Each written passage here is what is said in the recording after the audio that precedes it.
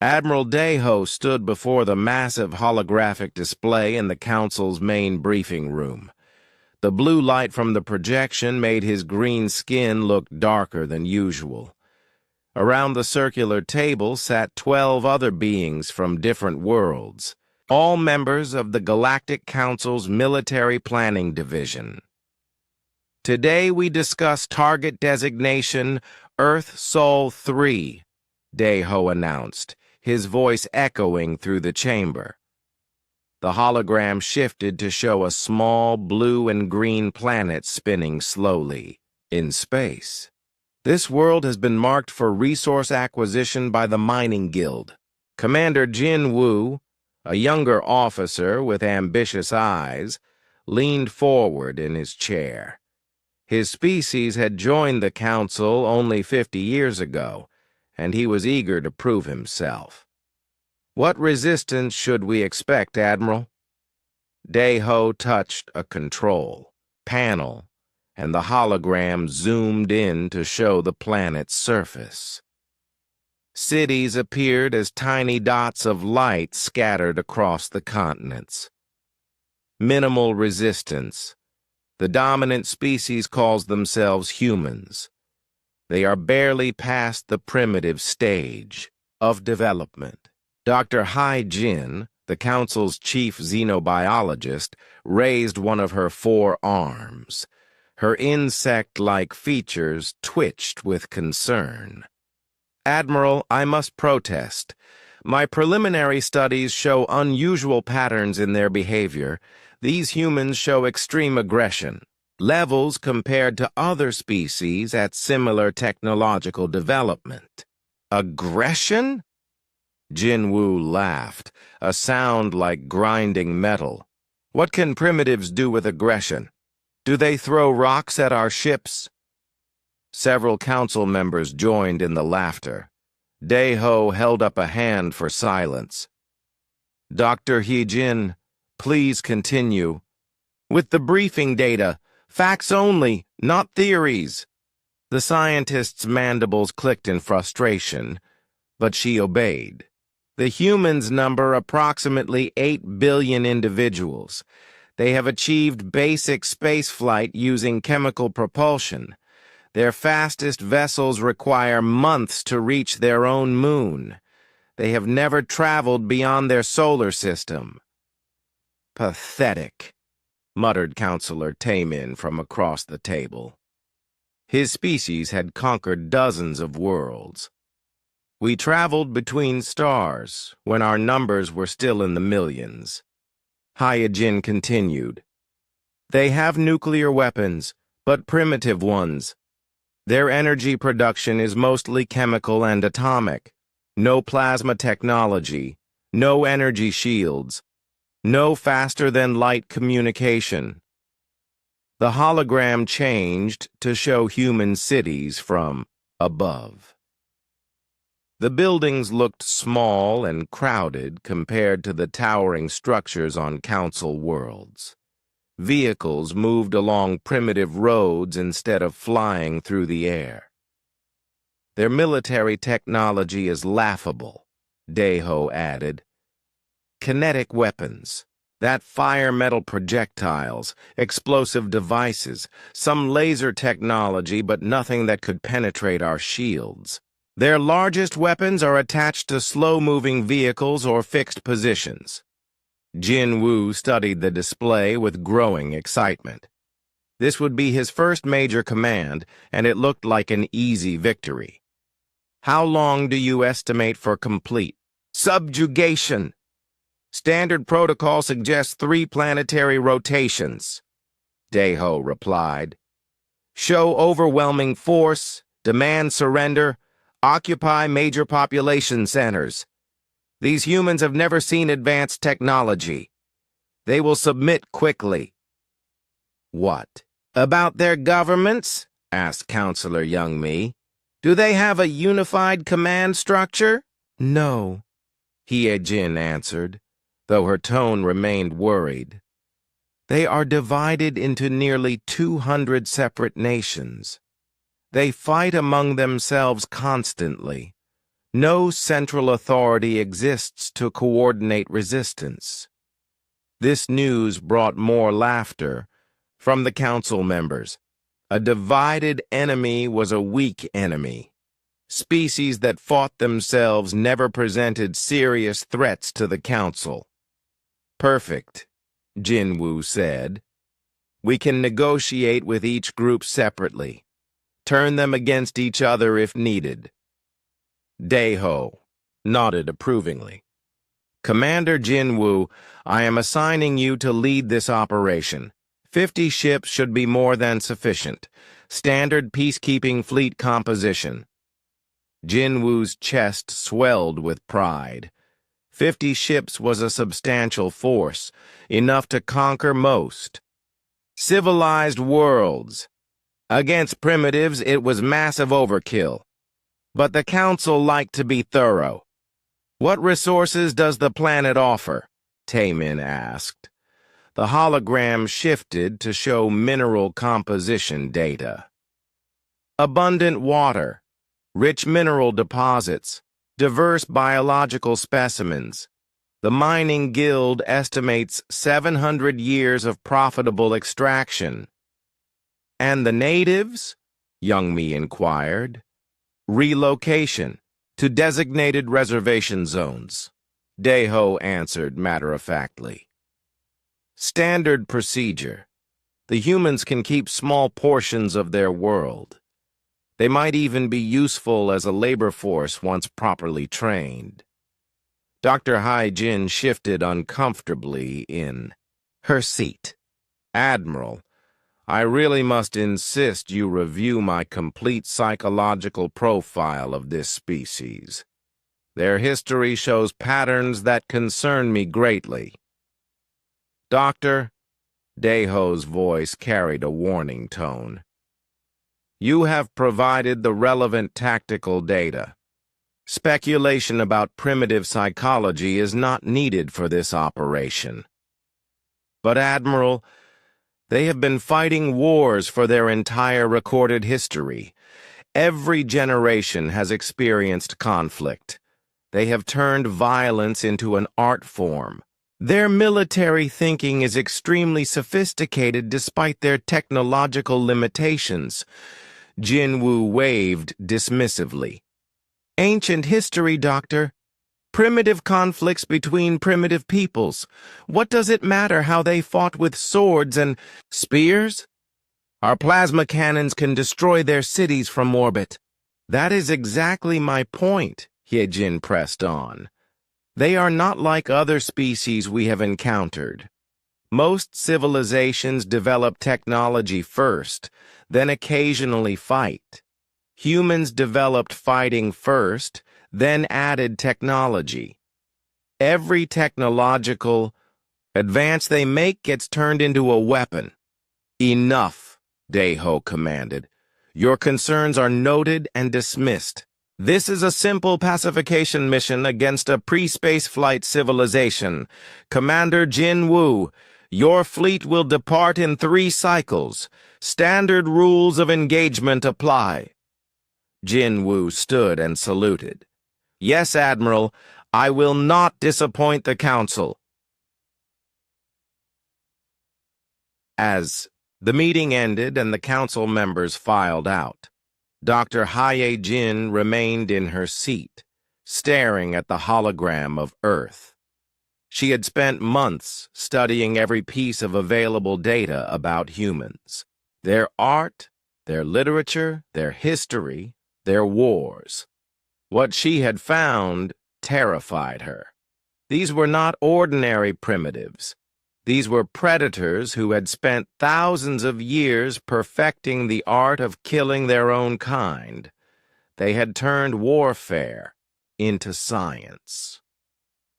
Every human conflict had been a learning experience, each generation building on the knowledge of previous battles. But her warnings had fallen on deaf ears. The Council saw only primitive technology and assumed primitive thinking. They could not understand that intelligence and experience could sometimes matter more than advanced weapons. He-Jin gathered her data files and left the briefing room. In 3 days, Jin-Woo's fleet would arrive at Earth expecting easy conquest. She hoped she was wrong about the humans, but deep in her mind, she knew the Council was about to make a terrible mistake.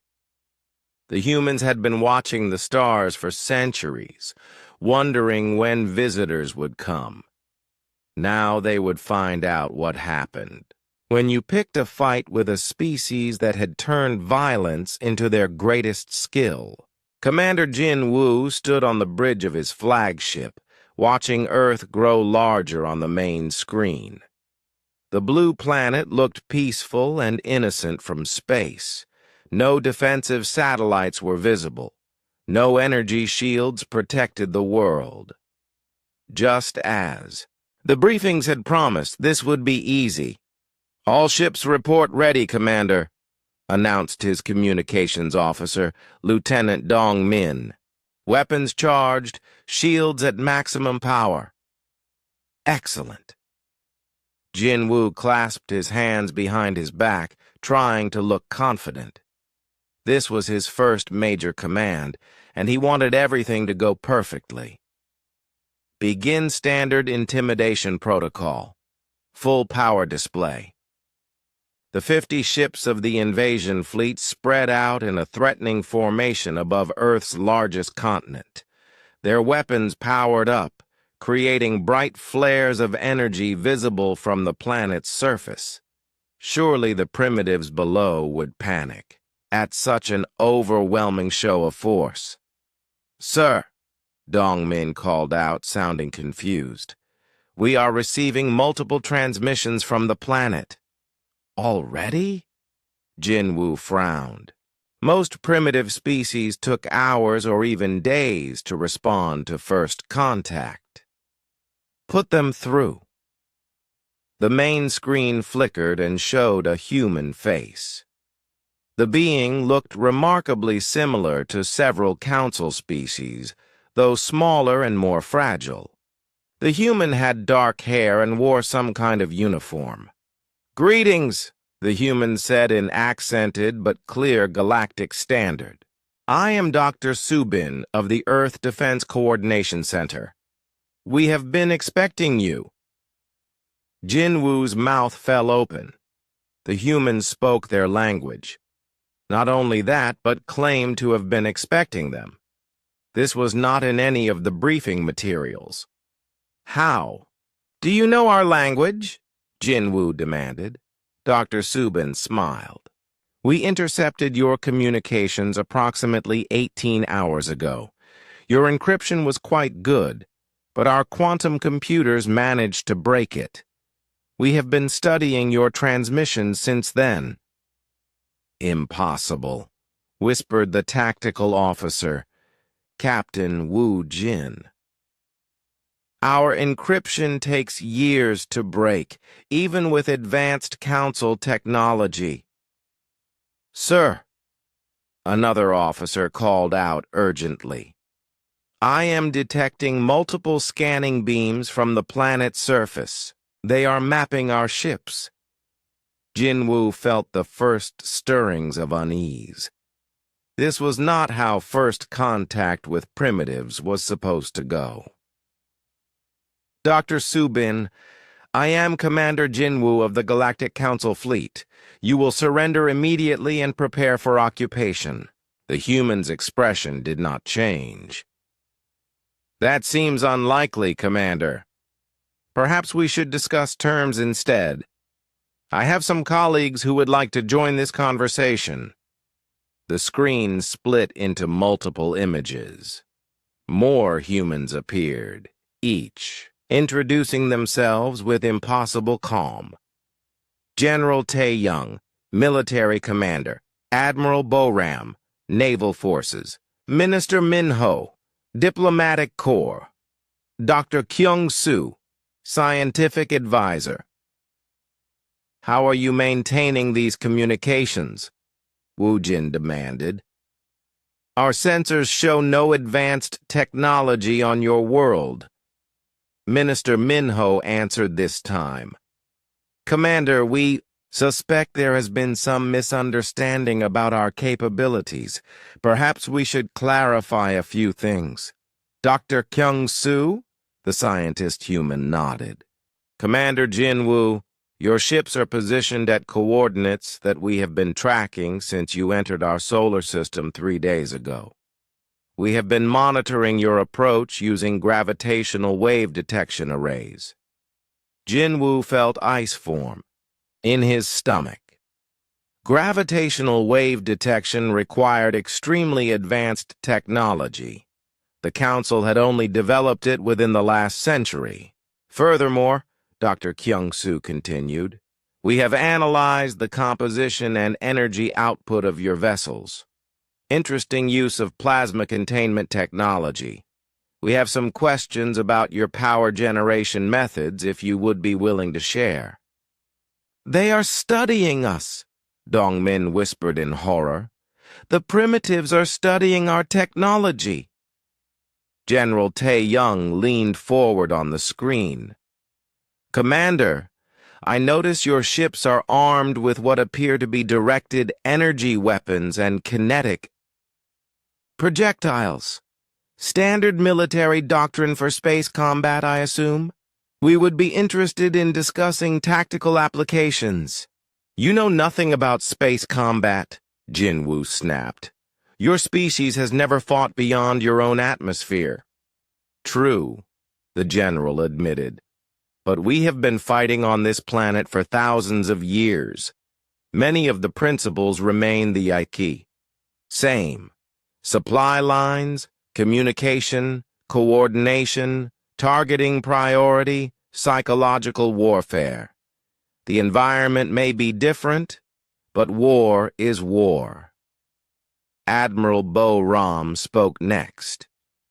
Commander, we have a question about your fleet positioning. Are you following standard dispersal protocols to prevent concentrated targeting? Because from our analysis, your formation seems vulnerable to coordinated strikes against your larger vessels. What coordinated strikes? Wu Jin demanded. You have no space capability. Sir, the sensor officer called out, voice shaking. I am detecting movement from multiple orbital installations. Sir, they have armed satellites. Lots of them. Jinwoo spun around to stare at his displays. Dozens of objects were powering up throughout Earth's orbital space. Objects that had been invisible moments before were suddenly revealing themselves.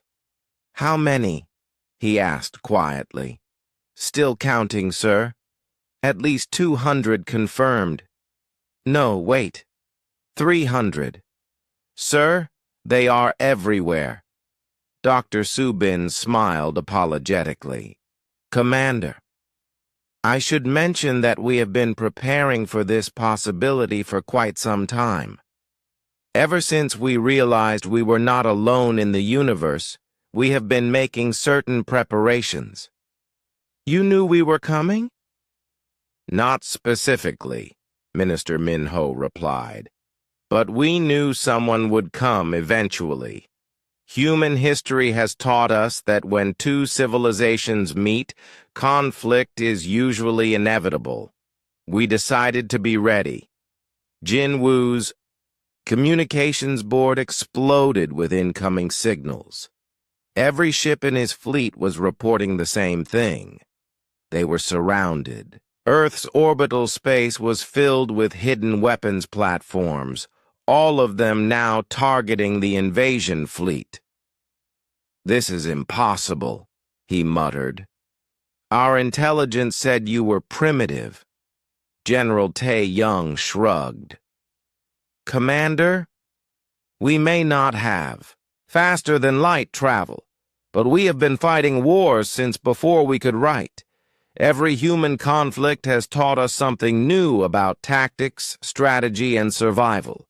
When we realized we might face enemies from space, we simply applied those lessons to a new environment. Sir, Wu Jin reported, his voice tight with fear, the humans have weapons lock on every ship in the fleet. Our sensors are detecting massive kinetic projectiles aimed directly at us. Dr. Kyung-soo nodded helpfully. Ah, yes, our orbital defense grid. Quite simple, really.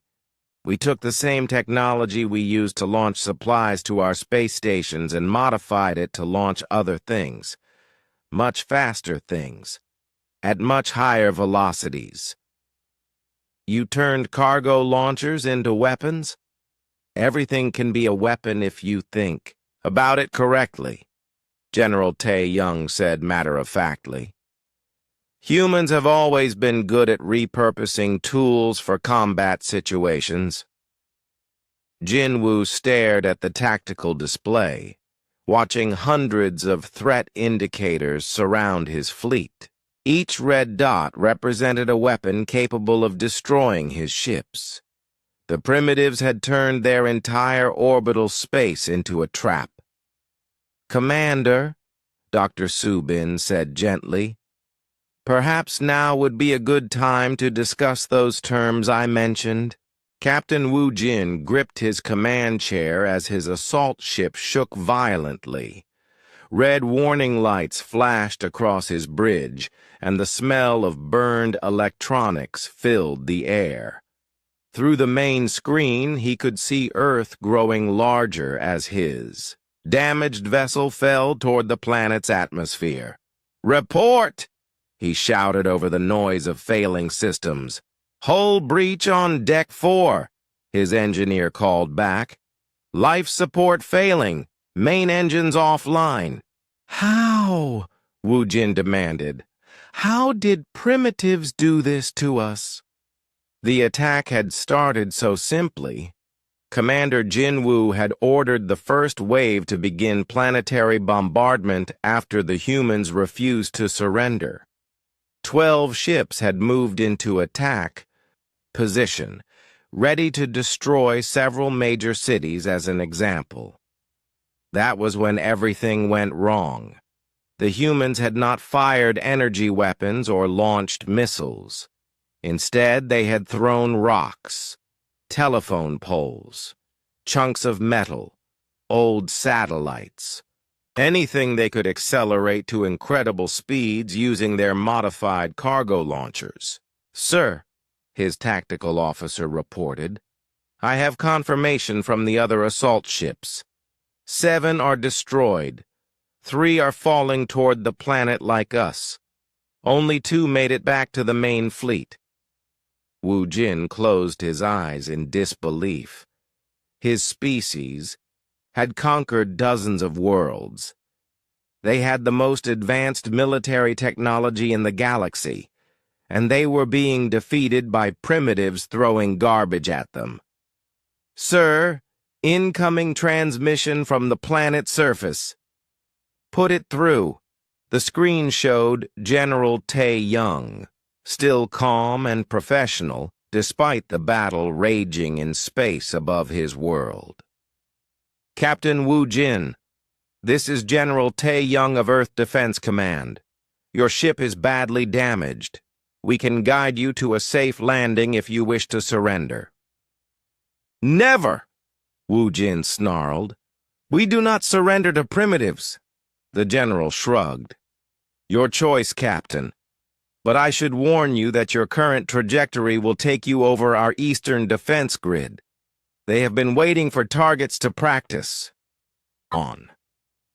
As if summoned by his words, the sky around Wu Jin's ship suddenly filled with streaks of light. More kinetic projectiles launched from hidden positions on the planet's surface. Most missed, but several struck his ship's hull.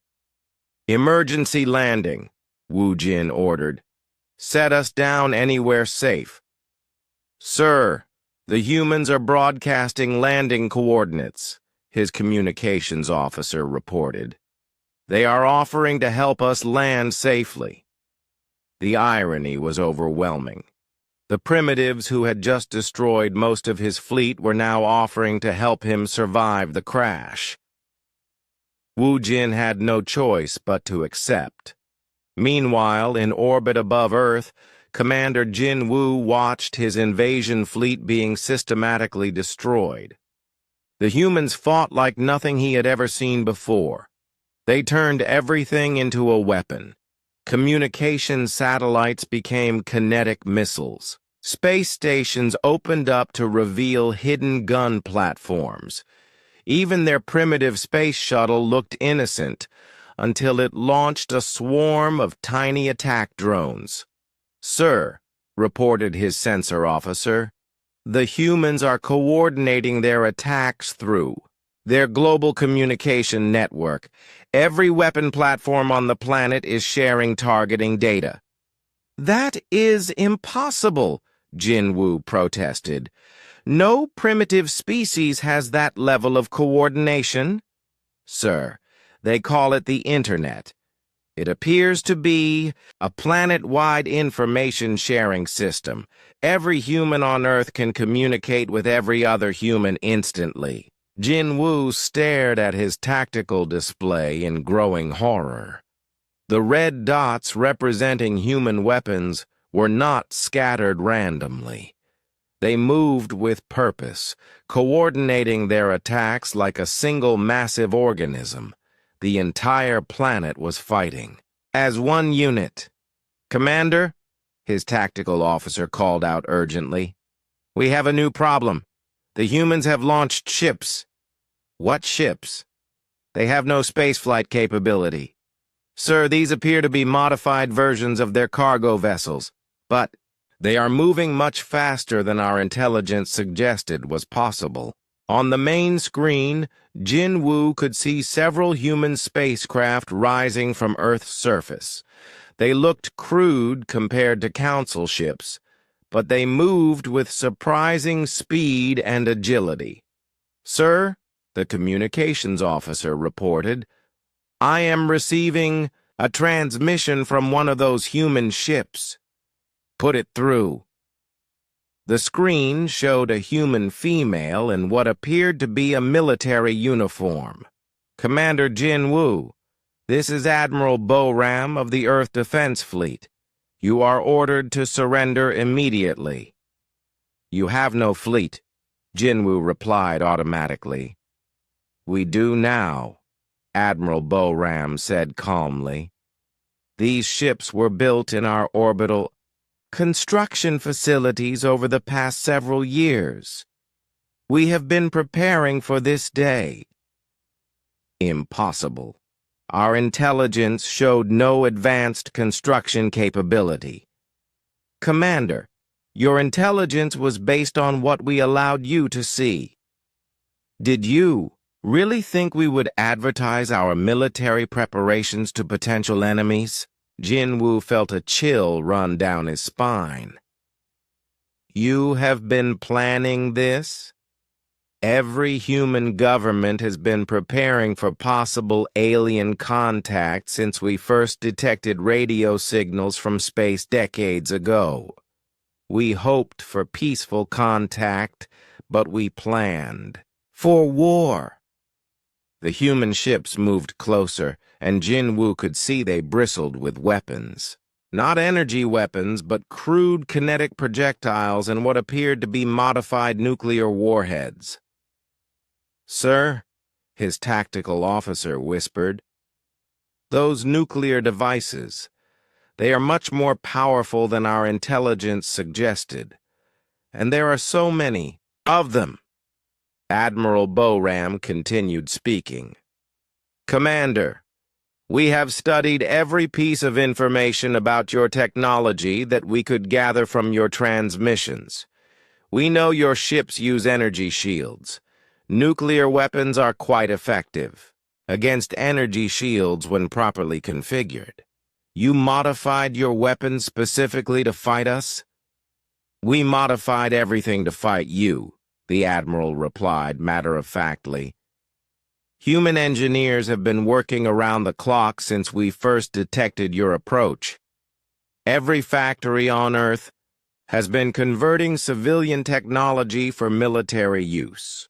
Sir, another officer called out, I am detecting massive energy readings from the planet's surface. It appears the humans have been building ground-based weapons as well. Jin Woo looked at his screens in disbelief. Massive installations were powering up across Earth's surface. Installations that had been invisible to their sensors until now. Those are our particle accelerators, Admiral Boram explained helpfully. We use them for scientific research normally, but they make excellent directed energy weapons when properly modified. We can target your ships from the planet's surface. This is insane, Jinwoo muttered. You have turned your entire planet into a weapon. Yes, the Admiral agreed. That is exactly what we did. Commander, I am going to ask you one more time to surrender. Your fleet is surrounded and outgunned. Your assault ships have been destroyed or captured. You cannot win this battle. Jin Woo looked around his bridge at the faces of his crew. They were trained soldiers from a superior civilization, but they had never faced an enemy like this. An enemy that turned everything into a weapon. An enemy that had been preparing for war since before they could reach the stars. Sir, his communications officer said quietly, we are receiving surrender demands from 17 more human vessels. They appear to have launched ships from every major continent. How many ships do they have? Still counting, sir. At least 60 confirmed, with more launching every few minutes. Jin Woo closed his eyes and tried to think. His fleet of 50 ships had seemed overwhelming when they arrived. Now they were outnumbered and outmaneuvered by an enemy that should not have existed. Commander, Admiral Boram said gently, your weapons are designed to fight other advanced civilizations. Our weapons are designed to fight anything that threatens our world. We have been at war with ourselves for thousands of years. Fighting enemies from space is just a new type of war. Jinwoo opened his eyes and looked at the human admiral on his screen. Behind her calm expression, he could see the intelligence and determination of a species that had never stopped fighting, never stopped learning, never stopped preparing for the next battle. For the first time in his military career, Commander Jin Woo realized he was completely outmatched. Engineer Byung-ho crouched beside the wreckage of the alien assault ship that had crashed near Seoul. Steam still rose from the twisted metal, and strange lights flickered deep inside the hull. Around him, a team of human engineers and scientists worked frantically to understand the technology that had nearly destroyed their world. Dr. Yan Su, he called to the physicist examining a damaged weapons array, what do you think about the energy flow patterns in this plasma cannon? Dr. Yan Su looked up from her scanning devices, her face dirty but excited. The design is actually quite inefficient. They are using a magnetic containment system that loses 30% of the energy to heat waste. I think we can do better. Better? Byung-ho laughed. We have never built plasma weapons before today. No, but we understand physics, Yeon-su replied, pulling a piece of alien technology from the wreckage. Energy is energy. Plasma is just superheated gas held in place by magnetic fields. We use similar principles in our fusion reactors. Across the crash site, teams of humans swarmed over every piece of alien equipment they could find. Weapons, engines, computers, life support systems. Nothing was too advanced or too alien for human curiosity. "Byung-ho," called out Dr. Minjai from deeper inside the ship. "Come look at this." Byung-ho crawled through a hole in the hull and found Min-jae staring at what appeared to be the ship's main computer core. Crystalline structures pulsed with soft light, connected by networks of glowing filaments. "It is a quantum processing system," Min-jae explained, "but the architecture is completely different from ours. They use crystalline matrices instead of silicon chips. Can we interface with it?" "Already working on it."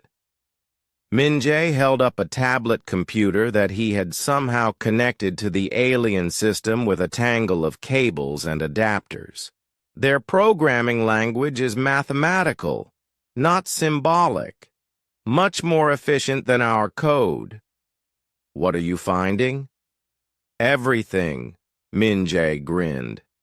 "Ship schematics, weapon designs, star charts, communication protocols. The aliens kept detailed records of their technology." Byung-ho stared at the flowing data on the tablet screen. Centuries of advanced alien science was downloading into human computers. "How long to analyze all of this?" "We do not need to analyze it all," Min-jae replied. "We just need to understand the principles and improve on them."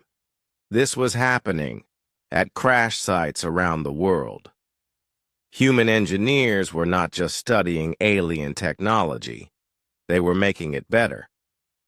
The aliens had centuries to perfect their designs, but humans had something else, the ability to see problems differently. In a laboratory in Tokyo, Dr. Hee-jin was rebuilding an alien energy shield generator, but instead of copying the design exactly, she was simplifying it. "Why use 12 power couplings when 3 will work better?" she muttered, soldering human electronics onto alien components. Her modified shield generator hummed to life, creating a barrier of crackling energy. But unlike the alien version, hers used 60% less power and could be manufactured using materials found on Earth. "Dr. Hee-jin," her assistant called out, "General Tae-young wants to know if we can have 100 of these ready by tomorrow." 100? She looked at her prototype, then at the simplified design she had created.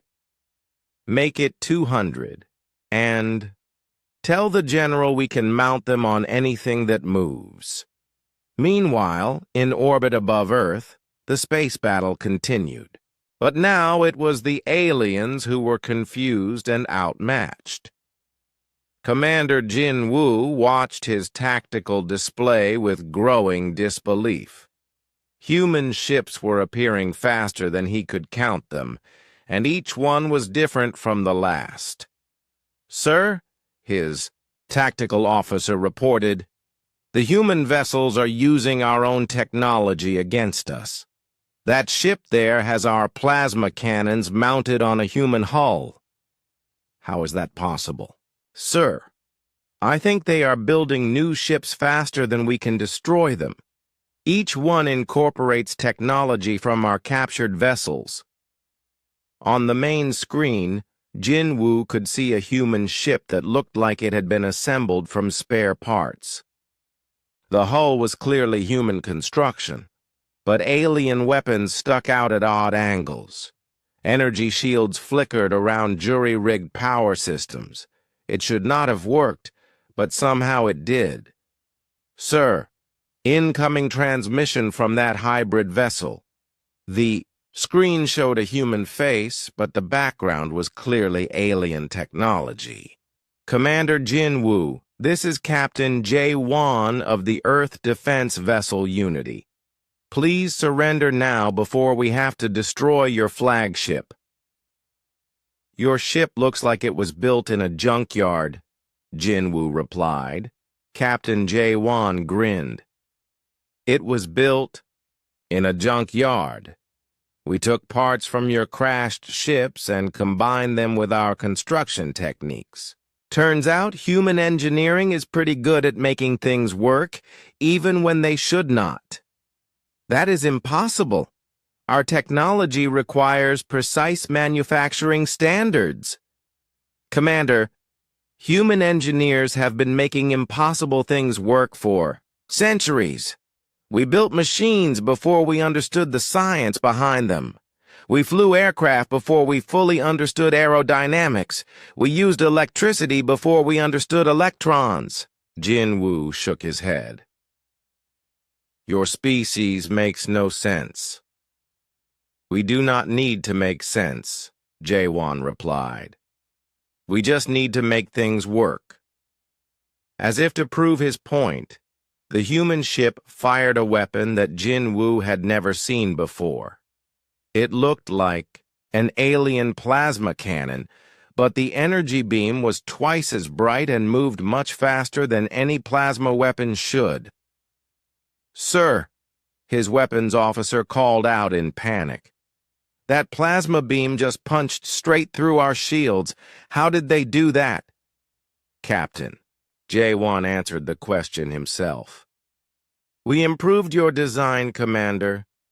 Your plasma weapons are contained by magnetic fields, but you use steady fields.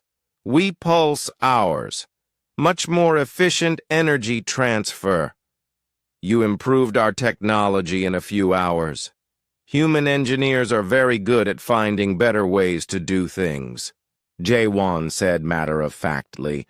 We look at a problem and ask, how can we make this simpler, faster, cheaper, or more effective? Usually all four. Around Earth's orbit, the space battle was turning into a technological demonstration. Human ships appeared with modifications that should have been impossible. Weapons that fired faster, shields that used less power, engines that moved ships in unexpected directions. Sir, Jinwoo's communications officer reported, we are receiving technical specifications from the human ships. They are showing us how they modified our technology. They are sharing their improvements with us? Sir, they seem to think we might find it interesting. Jinwoo stared at the data flowing across his screens. The humans were not just defeating his fleet.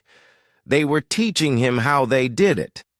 As if this was all some kind of scientific experiment instead of a life-or-death battle.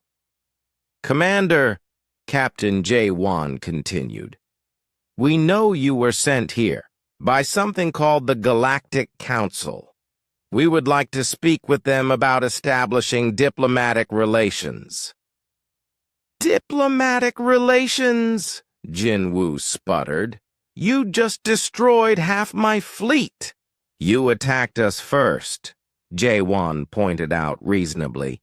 We are defending ourselves, but we do not want this conflict to continue. We would prefer to settle this peacefully. You cannot negotiate with the Council. You are primitives. Captain Jae-won's expression grew serious. Commander, in the past 6 hours, we have reverse-engineered your technology, improved your weapons, built our own spacecraft, and defeated a military force with centuries of combat experience. We may be primitives, but we learn fast. Jinwoo looked around his bridge at the faces of his crew. They were staring at the human ship on the screen with expressions of awe and fear. They had come to Earth expecting to conquer primitives. Instead, they had found something far more dangerous. They had found a species that treated every problem as a puzzle to be solved, every challenge as an opportunity to innovate. The humans did not just use technology, they improved it. modified it and made it do things it was never designed to do, and they were just getting started. Admiral Deho stood frozen in the Council's emergency briefing room, staring at the holographic display that showed the remains of Jinwoo's fleet scattered around Earth. Of the 50 ships he had sent to conquer a primitive world, only 12 remained functional. The rest were either destroyed or captured. "This is impossible," he whispered, his green skin pale with shock. Around the circular table, the council members sat in stunned silence. The emergency session had been called when Jinwoo's desperate transmissions began arriving. Now they were watching the complete failure of what should have been a simple conquest. "Report from the fleet," announced the communications officer, her voice shaking. "Commander Jinwoo is requesting immediate evacuation. The humans have surrounded his remaining ships and are demanding surrender." Counselor Taemin slammed his fist on the table. "How did primitives defeat our most advanced fleet? This makes no sense." Dr. Hye-jin, who had been silent since the emergency began, finally spoke. "I tried to warn you. I completed my psychological analysis of the human species after our last meeting." She activated her personal display, showing data charts and behavioral studies. "This species is unlike anything we have encountered before." "Explain," Deho ordered, his voice tight with controlled panic. "Humans are persistence predators," Hye-jin began. "On their world, they evolved to hunt prey by chasing it until it collapsed from exhaustion. But more importantly, they are tool users who turned violence into an art form." The holographic display shifted to show human historical data. Images of wars, weapons, and battles spanning thousands of years. "Every human generation has experienced warfare," Hye-jin continued.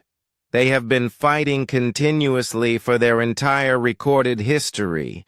Each conflict taught them new ways to kill more efficiently." "So," Taemin demanded, "many species have violent histories." "Not like this," Hye-jin replied grimly. "Most species develop warfare as a last resort. Humans developed warfare as a primary survival strategy. Look at their technological progression. The display showed human inventions throughout history: spears, bows, swords, gunpowder, firearms, explosives, aircraft, missiles, nuclear weapons. Every major technological advance in human history was immediately weaponized," Hye-jin explained. "They learned to fly and built fighter aircraft. They discovered nuclear energy and built nuclear bombs. They invented computers and created guidance systems for missiles." Counselor Young-mi leaned forward, studying the data. "What does this mean for our current situation?" "It means," Hye-jin said quietly, "that we just attacked a species that has spent 10,000 years preparing for war. They may not have our advanced technology, but they understand conflict better than any species in the galaxy."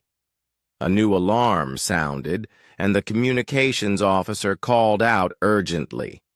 "Admiral, we are receiving long-range scanner data from the Sol system. The humans have launched ships." "Ships?" Deho frowned. "What kind of ships?" "Unknown configurations, sir. They appear to be using hybrid technology. Part human, part ours."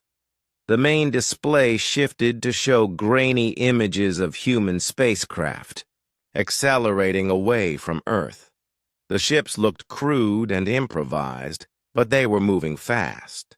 Much faster than human technology should have allowed. "How many ships?" Young Me asked. "Still counting, Counselor.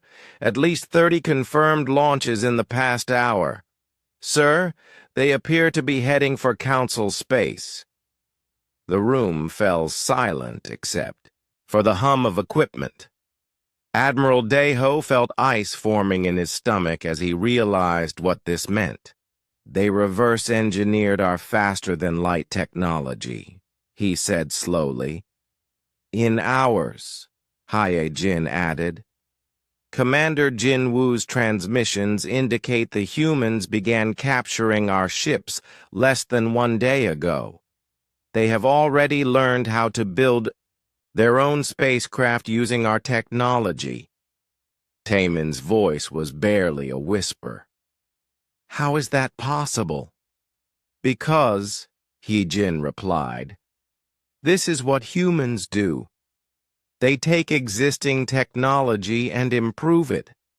Their entire civilization is built on taking ideas from others and making them better." The communications officer spoke again, her voice tight with fear. "Admiral, we are receiving a transmission from the human ships. They are requesting permission to enter Council space for diplomatic negotiations." "Diplomatic negotiations?" Deho laughed, but there was no humor in it. "They just destroyed our fleet and now they want to talk?" "Sir, the transmission is being broadcast on all Council frequencies. Every member world is receiving it." Deho closed his eyes.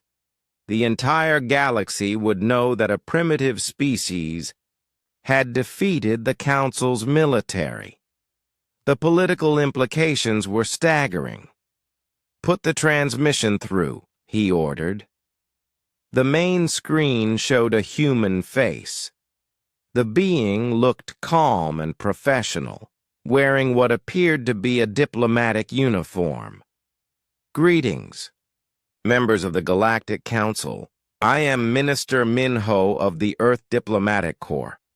We are currently en route to your space to discuss the unfortunate incident that occurred in our solar system." "Unfortunate incident?" Taemin sputtered. "You destroyed our fleet." Minister Minho's expression remained polite but firm. "Counselor, your fleet attacked our world without provocation. We defended ourselves. However, we bear no ill will toward the Council or its member species. We wish to establish peaceful diplomatic relations." "You cannot negotiate with the Council," Deho declared. "You are not a recognized civilization." "Admiral, we believe that situation may need to be reconsidered. We have captured several of your ships and their crew. We would be happy to return them in exchange for formal recognition and a treaty of non-aggression." Young Mai leaned forward. "What are your terms?" "Simple," Minho replied. "Recognize Earth as a sovereign world, establish trade relations, share scientific knowledge, and most importantly, never again attempt to invade or conquer human space." "And if we refuse?" Deho asked. Minho's polite smile never wavered, but something cold flickered in his eyes. "Admiral, we really hope you will not refuse. The human people are quite resourceful when threatened. We would prefer not to demonstrate exactly how resourceful we can be." "Are you threatening the Council?" Taemin demanded. "Not at all," Minho replied calmly. "We are simply pointing out that we now possess your technology, understand your military capabilities, and know the location of your worlds. We believe peaceful coexistence would benefit everyone involved. The transmission ended, leaving the council chamber in stunned silence. They have our star charts, Hyjin said quietly. Commander Jinwoo's fleet carried complete navigation, data for council space. How long until their ships arrive? Young Mai asked. The communications officer checked her displays. Based on their current speed, approximately 6 standard cycles. Daeho sank into his chair, the weight of the situation crushing down on him. In less than 1 day, a species the Council had dismissed as primitive had defeated their fleet, captured their technology, and launched a counter-invasion. What do we know about their intentions? He asked. Hyjin consulted her data files. Based on their history, humans prefer negotiation when possible, but they are absolutely ruthless when defending themselves. They have a saying, speak softly and carry a big stick. What does that mean? It means they will talk peacefully, but they will be prepared to fight if negotiations fail. And Admiral, based on what we have seen today, they are very, very good at fighting. Young Mi spoke up. We need to contact the other member worlds. Immediately. Warn them about what is coming. And tell them what? Daeho asked bitterly. That we accidentally started a war with a species that defeated us in a single day. That primitives with no space technology have launched an invasion fleet toward Council space? We tell them the truth, Hyjin said firmly. We tell them that we encountered a species unlike any other in the galaxy. A species that has been preparing for war since before they could reach the stars. A species that turns everything into a weapon and treats every problem as a challenge to overcome. Daeho looked around the room at the faces of the council members. They were supposed to be the most advanced civilizations in the galaxy. They had conquered dozens of worlds and brought peace to hundreds of species, but they had never faced anything like humanity. Contact the Emergency Council, he ordered. Full assembly. Every member world needs to hear this. As the communications officer began sending messages across the galaxy, Admiral Daeho stared at the display showing human ships racing toward Council space. In 6 days, those ships would arrive carrying representatives of a species that had just rewritten the rules of galactic warfare. The Council had made a terrible mistake. They had attacked Earth thinking they were conquering primitives. Instead, they had awakened something far more dangerous than they could have imagined. Admiral Boram stood on the bridge of the Earth vessel Defiance, watching the massive space station that served as the Galactic Council's headquarters grow larger on the main screen. Around her ship, 30 other human vessels maintained perfect formation, their hybrid human-alien designs bristling with weapons that should not have existed. Admiral, reported Captain Jaewon from the communications station, we are receiving multiple hails from Council security forces. They are demanding we halt our approach and submit to inspection. Standard response. Boram replied calmly. We are a diplomatic mission, operating under the authority of the sovereign world Earth. We request immediate audience with the full Council Assembly. They are not responding well to that, Admiral. I am detecting weapons charging on their defense platforms. Boram smiled coldly. Captain, Please remind the Council security forces that we are currently surrounded by the captured remains of Commander Jin Woo's fleet.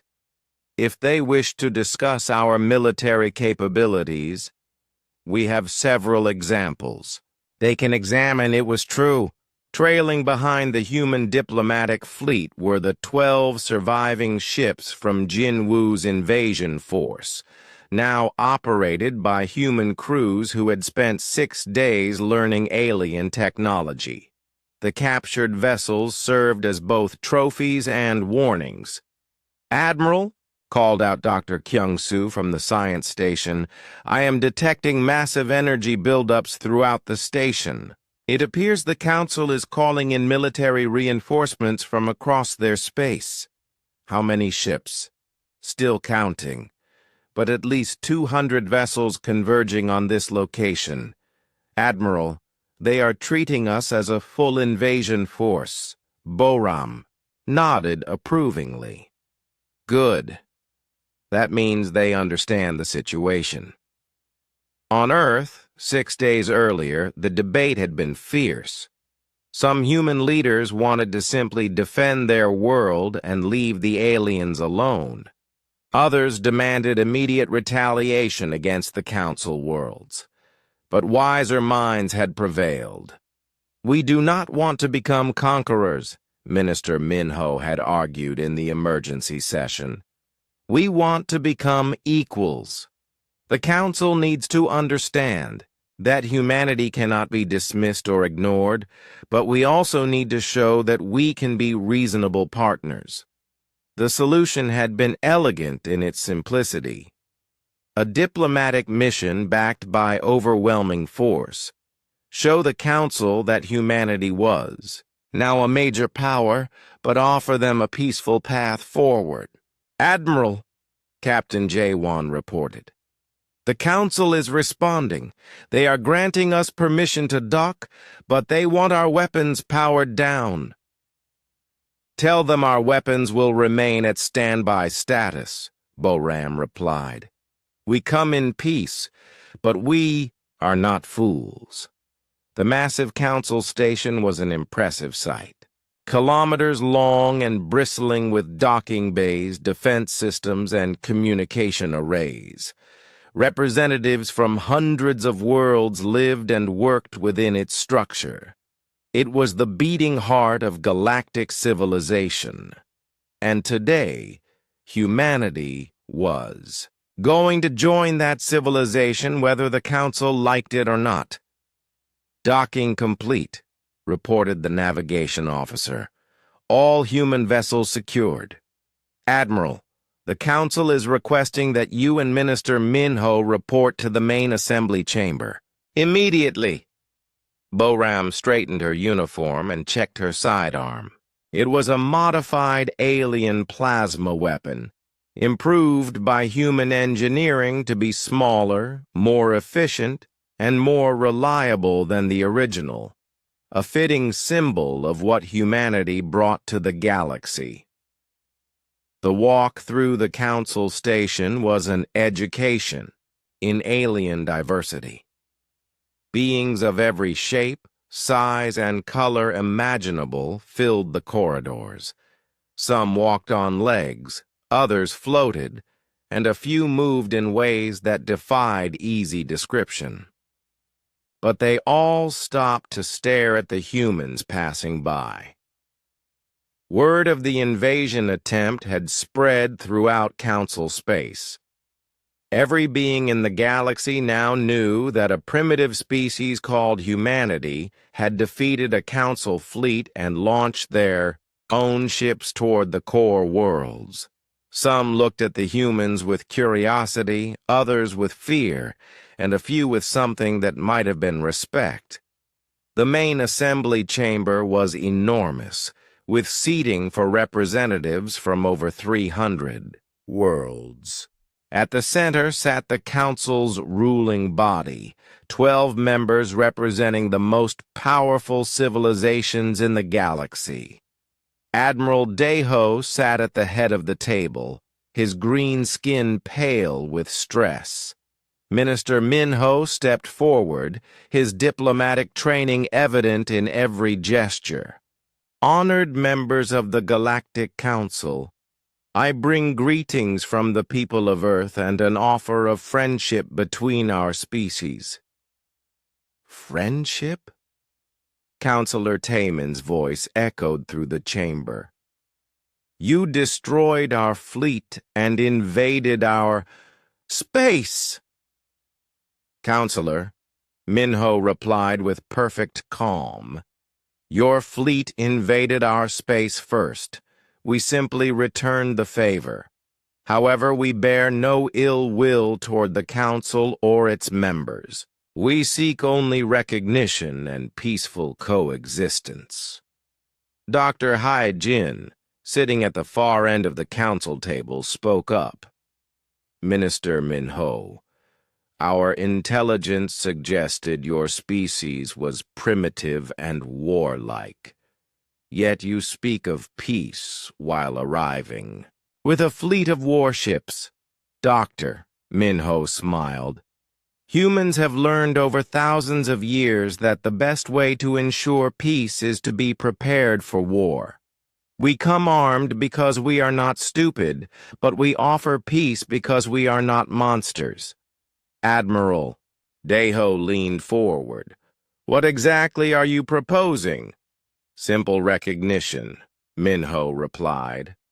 Acknowledge Earth as a sovereign world with the right to defend itself.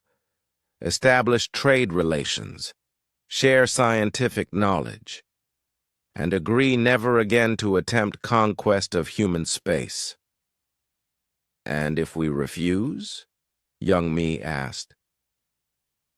Boram stepped forward, her military bearing a sharp contrast to Minho's diplomatic manner. Counselor, we really hope you will not refuse. But if you do, humanity is prepared to defend its interests by any means necessary. Are you threatening us? Taemin demanded. No, Boram replied matter-of-factly. We are simply stating a fact. Humans do not surrender. We do not submit, and we do not forget. You can have us as friends or as enemies, but you cannot ignore us. A murmur ran through the assembly chamber as representatives from hundreds of worlds discussed this development. Many had never heard of humanity before today. Now they were being asked to accept these newcomers as equals. What can your species offer the galactic community? Deho asked. Dr. Kyung-soo stepped forward carrying a data tablet. Admiral, in the 6 days since first contact, human engineers have improved 17 different alien technologies. Our modifications increase efficiency by an average of 40%, while reducing manufacturing costs by 60%. He activated his tablet, projecting holographic displays of the improvements. Energy weapons that fired faster, shields that used less power, engines that moved ships more efficiently. Furthermore, Kyung-soo continued, we have developed new applications for existing technologies that your species never considered. Did you know that your plasma containment systems can be modified to create extremely efficient fusion reactors? Or that your communication crystals can be used to build quantum computers that process data 1,000 times faster than your current systems? The chamber fell silent as the implications sank in. The humans were not just offering military alliance. They were offering technological revolution. How is this possible? Hyejin asked in wonder. Doctor, Minho replied, humans approach problems differently than other species. We do not accept that something cannot be improved. Every human engineer looks at every design and asks the same question. How can we make this better? Admiral Dayho exchanged glances with the other council members. They were facing a choice that would reshape galactic civilization. Accept humanity as equals and benefit from their innovations, or try to suppress them and face the consequences. Minister Minho, Dayho said slowly, if we grant recognition to Earth, what assurances do we have that humanity will not become aggressive toward other worlds? Admiral, Minho replied, humans are only aggressive when threatened. Give us trade partners instead of enemies, and we will share our innovations with the entire galaxy. Attack us, and we will defend ourselves with everything we have learned from thousands of years of warfare. Boram added her own perspective. Admiral, Earth has no interest in conquering other worlds. We have everything we need on our own planet, but we will not allow anyone to conquer us either. The debate that followed lasted for hours. Representatives from across the galaxy argued about the implications of accepting humanity into galactic civilization. Some feared the humans' aggressive nature. Others were excited by their technological innovations. Finally, Admiral Dayho called for order. The Council will vote, all in favor of recognizing Earth as a sovereign world and accepting humanity into galactic civilization? The vote was closer than expected, but it passed. Humanity was now officially part of the galactic community. As the assembly chamber erupted in discussion, Minister Minho shook hands with Admiral Dayho. Admiral, I believe this is the beginning of a very productive relationship. Dayho looked at the human diplomat and felt a mixture of relief and apprehension. Minister, I hope you are right. Your species has already changed everything just by existing. Admiral, Minho smiled. We have not even gotten started yet. Outside the station, human ships took their place alongside vessels from hundreds of other worlds.